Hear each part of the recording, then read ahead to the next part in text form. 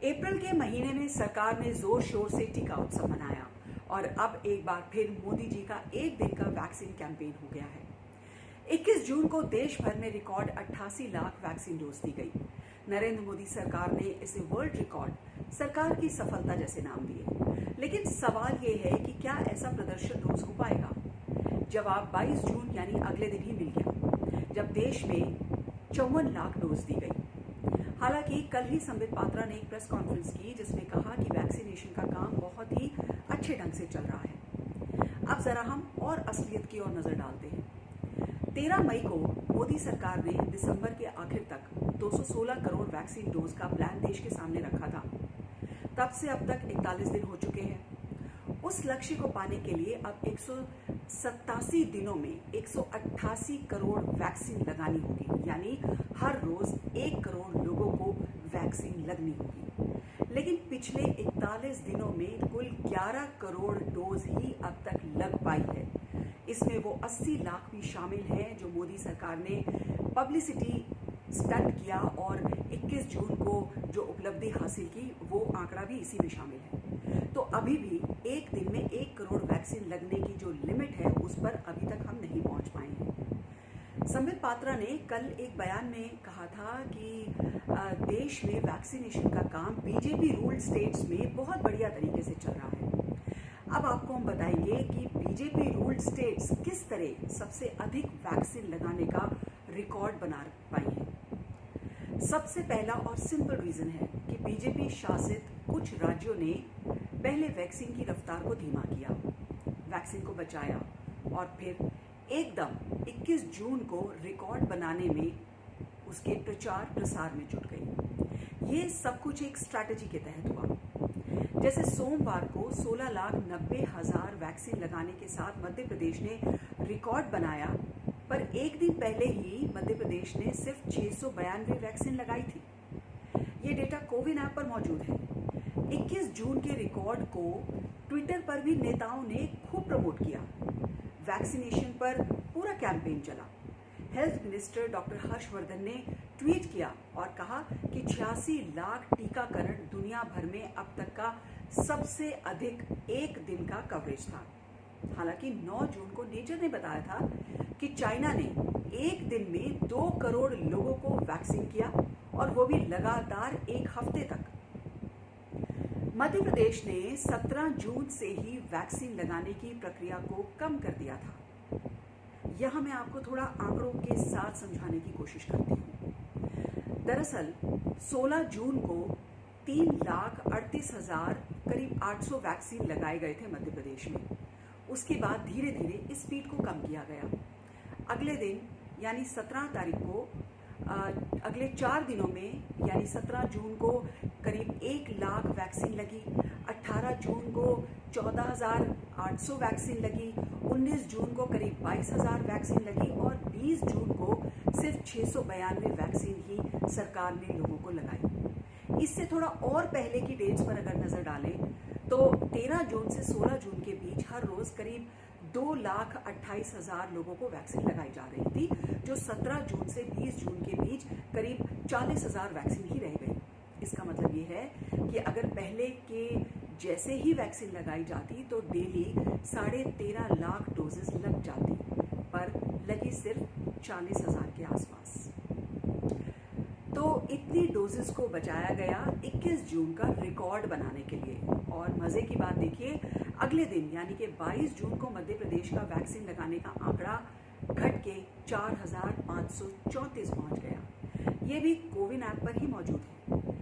बाकी BJP states में भी लगभग कुछ ऐसा ही देखने को मिला है, चाहे वो कर्नाटका हो, उत्तर प्रदेश हो, असम हो।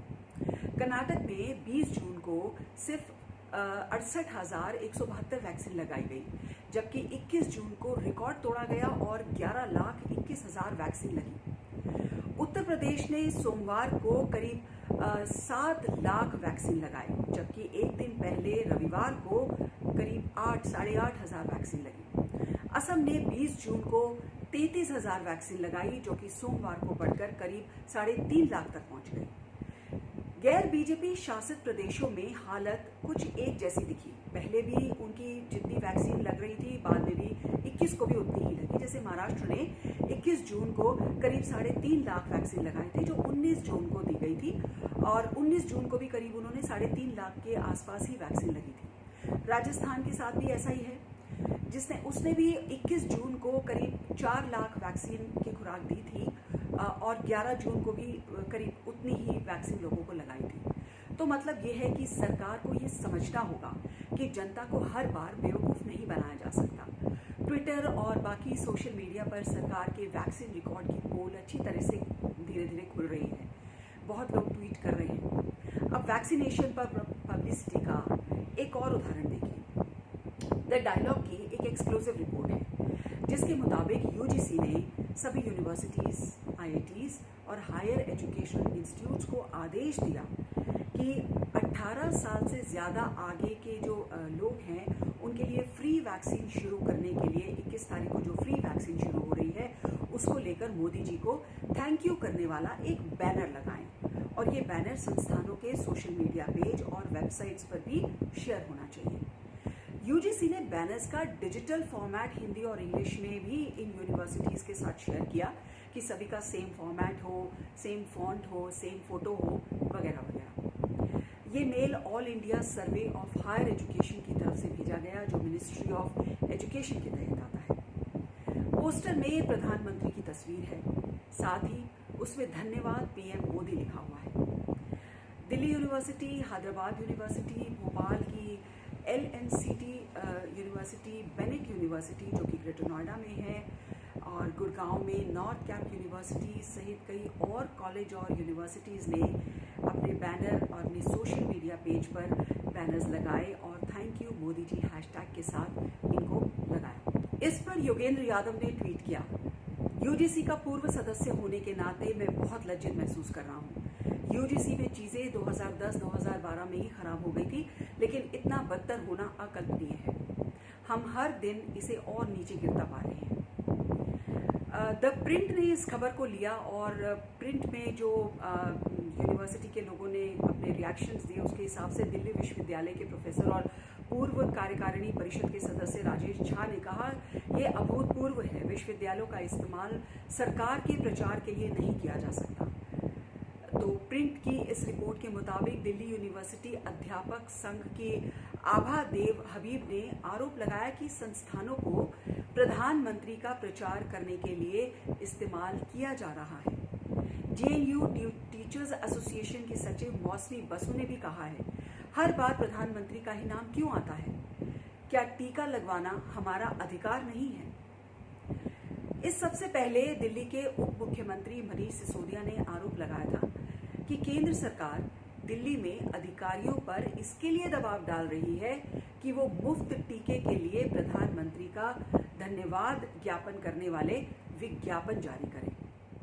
तो ये थी वर्ल्ड रिकॉर्ड वैक्सीनेशन के आंकड़ों की सच्चाई। आपको हमारा आज का एपिसोड कैसा लगा, कमेंट बॉक्स में ज़रूर लिखें। चैनल को अगर अभी तक आपने सब्सक्राइब नहीं किया है तो सब्सक्राइब करें, लाइक करें, शेयर करें। धन्यवाद।